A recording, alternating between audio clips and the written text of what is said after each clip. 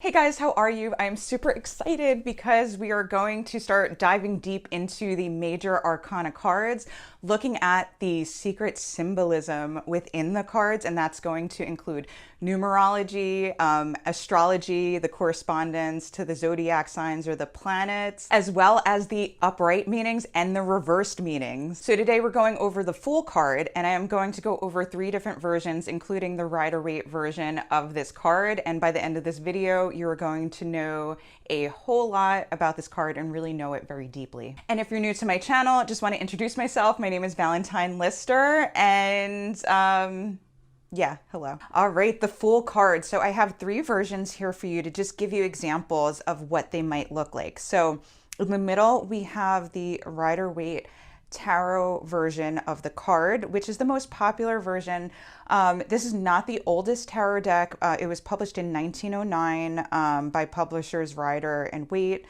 And the artwork was done by Pamela Coleman Smith. Now, tarot ages back to the 1400s as a card game. So this is a version of it that most people are familiar with. Then we also have the version of the Fool from the Light Seers Tarot deck. And then we also have another version from the Way Home Tarot. These are 3 of my favorites. If you want to know more about the decks, I link Amazon links to them in the description below. Okay, so the numerology of the deck, the first thing you'll notice is this big old 0 right here. The Fool is represented by the number 0, and this represents soul, source, oneness with spirit. It represents the soul before it incarnates into the body. So you notice, right, that the Fool is at the edge of the cliff. So this is representing the soul before it decides to just leap into a body and start going into this life and experiencing it. Okay, so most of the symbolism I'm going to point out in the Rider-Waite deck, and then I'm going to point out the similarities in the other decks. So the Fool is facing the direction of the northwest, which represents the direction of the unknown.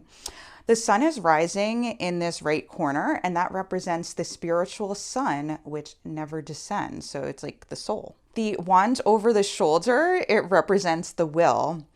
And the wallet on the end represents the universal memory and instinct. Pretty cool, right? And you probably can't see this, it's super tiny, but there's like a little eagle on the wallet, and that represents virility and strength. And then there's this white rose here, and that represents purity and freedom from the animal forms of desire. And then we have this white dog down here, and because it's like a white, pure dog representing purity, it shows us that lower forms of life can be improved by the human soul with connection and compassion. And then we also have these white snowy mountains in the back. And this is like supposed to represent the cold, abstract principles of mathematics, which govern the physical reality. So this is like jumping into physical reality right here. Okay, so in the Light Seer variation over on the right side here, we see that the Fool is actually leaning in a different direction. So I'm thinking that, you know, the person who created the deck wasn't, maybe like a lot of people, you know, aren't knowledgeable of all of the symbolism in the deck. So the Fool is leaning in a different direction, but we have a lot of other similarities. So in this version, she's also holding the wands, but we also have this amethyst crystal, which is really cool because the amethyst is associated with the crown chakra, and that represents connection and trust in the universe, in spirit, in source. And then we had talked about the mathematical structure of reality here in the snow caps. So in this version, it's represented by the structure of the mandala. And then we also have the light of the sun as a ray that's coming through to represent the sun. So we don't have the physical sun, but we have the rays from it. All right, and then in the version of the Way Home Tower, we have kind of an abstract perspective. So in this deck, this is like a variation where it's like from your perspective, and it kind of, you have to tap into your feelings of what it feels like to look over the cliff. It's like you're the Fool looking into the cliff, which I love about this card. It's so cool. So the light and the sun, you can see, is actually represented in the feet. Like the Fool is the soul, and it's actually lit up.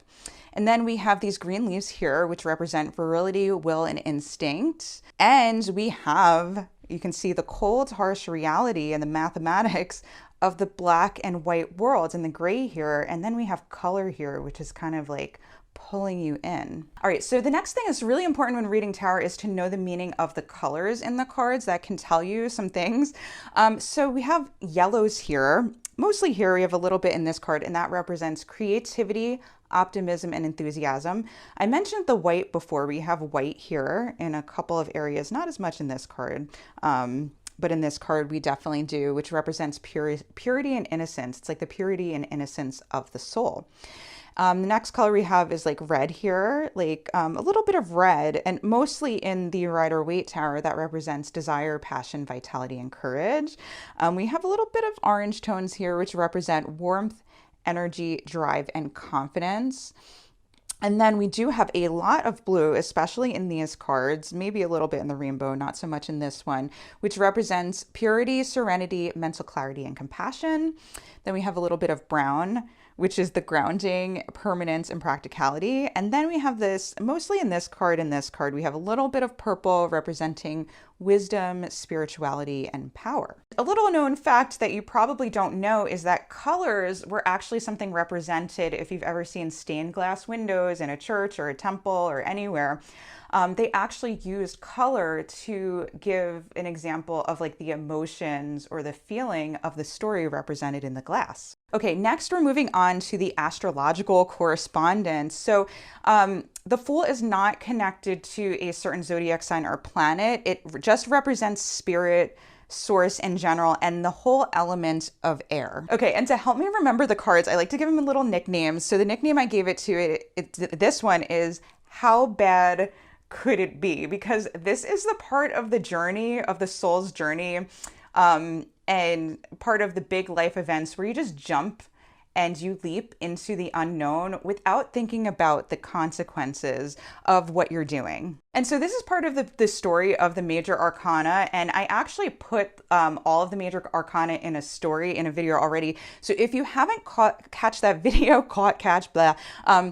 I have that video. I will link it in a card, like probably around here somewhere, because it's really important to also look at the major arcana, not just as each individual card, but as a whole story together. And so this is the part of the story where you're just like, screw it, I'm jumping in. And also we have to remember for the major arcana represents big major changes, big life events like getting married, like having a baby, starting a job, starting school, starting a relationship, moving in together, all of the big things, versus the minor arcana, which is like the small everyday things that happen. So the upright meaning, you might have guessed some of these. So it's all about, if this card comes upright, which means it's like facing like the normal way like this, it means leaping out into the unknown and making like a big life decision without thinking about any of the consequences, like I just mentioned before.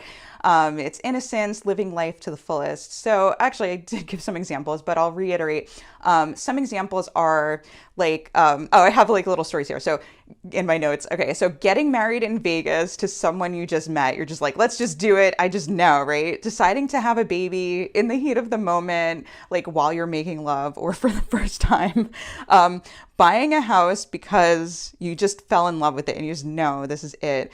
Making a big purchase spontaneously, quitting your job without a backup plan. You just have a feeling, you just jump into it and you're not thinking of all of the difficult stuff or the painful stuff that might come after. You just do it.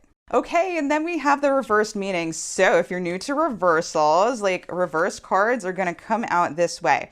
And the key to reversals is to remember that the energy is still there. The energy is there. It's just that this energy is being blocked or avoided. That is the best way to remember what a reversal means. So it's like related to blocking, like those examples I just mentioned. Like you might want to buy that house or want to have a baby or want to get married or want to move in. Like part of you is like, yes, but there's something in you that's blocking it. And so if it comes out reversed, you want to ask yourself or the reader, why are you blocking it? Or thinking about why they might be blocking it. And one of the big things is that you're probably hesitating making that leap or choice because it just doesn't feel right. So the guidance here is to trust your intuition and wait before making the decision, because there is a reason for the hesitation. All right, so hope you enjoyed learning about the Fool card. Super cool. And if you want to catch all of the videos in the series, just a reminder to make sure to like, subscribe, and hit the bell to be notified, because I'm going to release videos like these for every single card in the deck, the major arcana, and then I'm going to get into the minor arcana. I release videos every week. For these cards, since there's so many, I'm trying to release about 2 to 3 a week.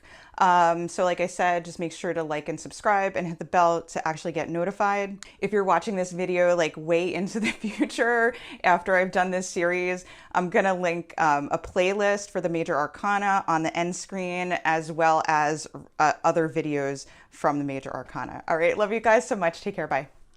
If you like this video, make sure to like, subscribe, and hit the bell to be notified for whenever I release a new video every single week.